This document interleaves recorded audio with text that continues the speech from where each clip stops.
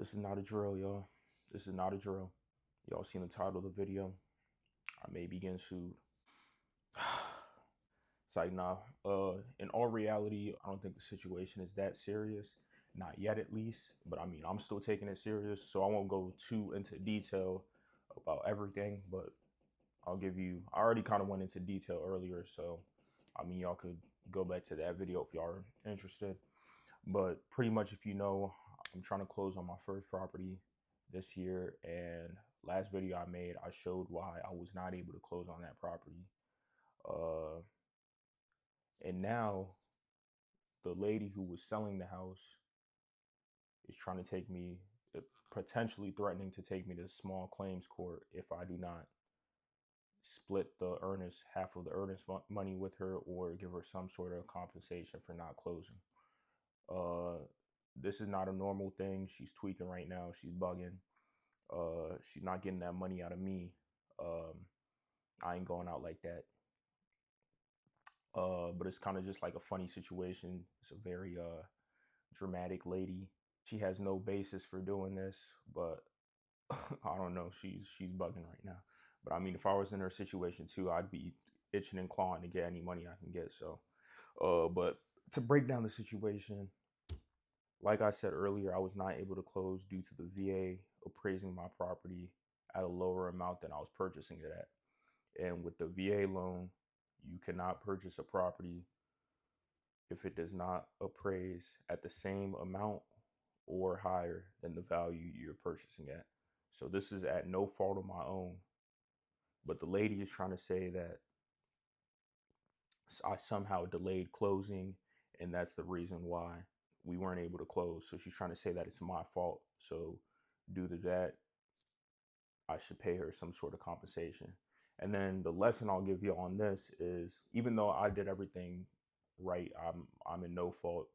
The lesson I will give y'all is, whenever you are closing on a property or deal, first off, make sure to read all the contracts. I was reading all my contracts. I seen all the stipulations, so I knew, okay, if this is happening, I have to do this by this time. If this is happening, I have to do this by this time.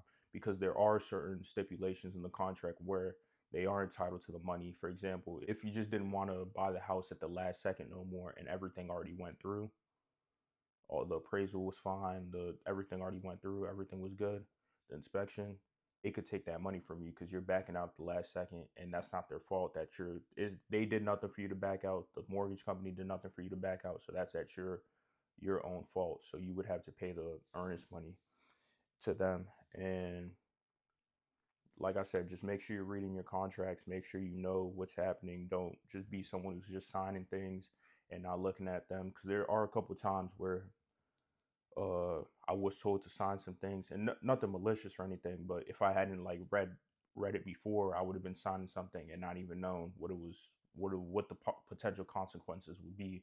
And you think everything's gonna go right, but at the end of the day, life happens, and if things can go wrong, they're probably gonna go wrong. So, like the situation is happening right here. I mean, I'm not worried at all. I'm not stressed about it.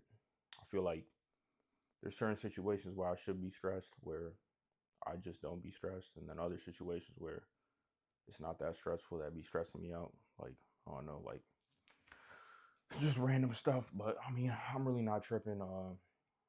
We gonna beat the case if it is formed. But yeah, like I said, just especially when you're closing on a house, make sure during that due diligence period, you know how long you have. And during the due diligence period, this is the time where you can back out and still get your money back. Just make sure you can get your earnest deposit back or your earnest money. Just make sure you know what's going on, know how long that period will last, know what you can back out for. That's pretty much it for today. Just stay on your P's and Q's, dot your T's, cross your I's. Is that what they say? Something like that. And just make sure you don't get taken advantage of or anything like that. Like I said, I'm straight. I'm not worried about the situation. I already know everything was documented for me. I did everything properly. So, but just, I know I've heard of stories of people being in these situations and then they end up losing the money because they did something and it was too late, or they did something and it was like out of the time period where they could get their money back. So this is just a fair warning. I mean, most earnest money deposits are going to be 1% of the purchase price. So that's a lot of money. You don't want to lose that. But yeah, just giving y'all game. Make sure y'all do what needs to be done. Y'all read your contracts and you know what's going on. Whenever you're closing a deal, it don't even gotta be real estate, it could be anything.